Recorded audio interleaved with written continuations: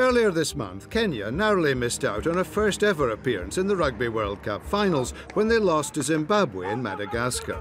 Despite the disappointment, rugby in this East African country has improved in every aspect in recent years, thanks partly to some natural advantages.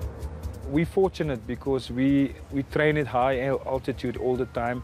We actually went a bit higher 2 weeks ago as our last camp to it's a place called Nyanyuki in Mount Kenya.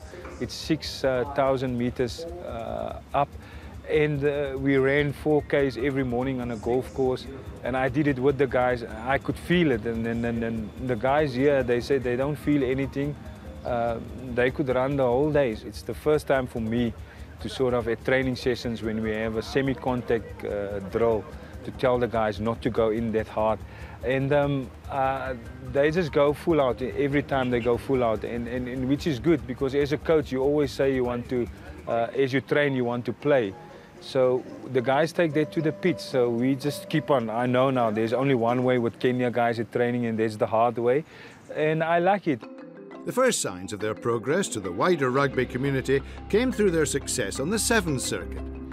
The Sevens is really the team that put Kenya on the map, but the 15s guys really worked hard, and we have a great understanding now also for me working with Paul True, and I give him players for Sevens, he gives me players.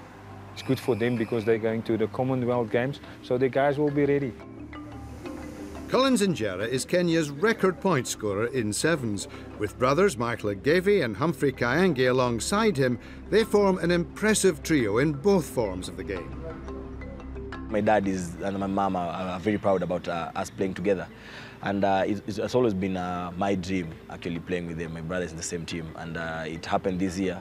And I think it's down to the hard work and the competition level you have amongst each other. Playing in the seventh stage, I think in the world stage has really done a lot for rugby back in Kenya. Everybody now wants to play rugby. Everybody wants to get associated with rugby. So in terms, it has helped the 15s, I think, grow because of the part of the sponsorship that's coming in, and also the support we are receiving from the corporates and the government, and also from other unions. And with that profile comes responsibility, a professional attitude from amateur players. Well, I'm fortunate to have a bunch of guys like that because it's natural in Kenya. People are very friendly, and they're very sort of family orientated, and they're very tight people. They help each other. So it's natural for them to be as a team together. Every time if I go to Nairobi, all the guys are there. I mean, some guys travel for 3 hours in a taxi to come to training sessions, which they do. And also with the traffic in Nairobi, it's quite tough. Some guys, which is for 10 kilometers, can sit 45 minutes to an hour in traffic. But I sort of figured out what is the best time to train, and we train 6 o'clock in the morning when the traffic is not so busy, and then later in the evenings we train again. The thing that the guys want to do is they want to put smiles on the people's faces.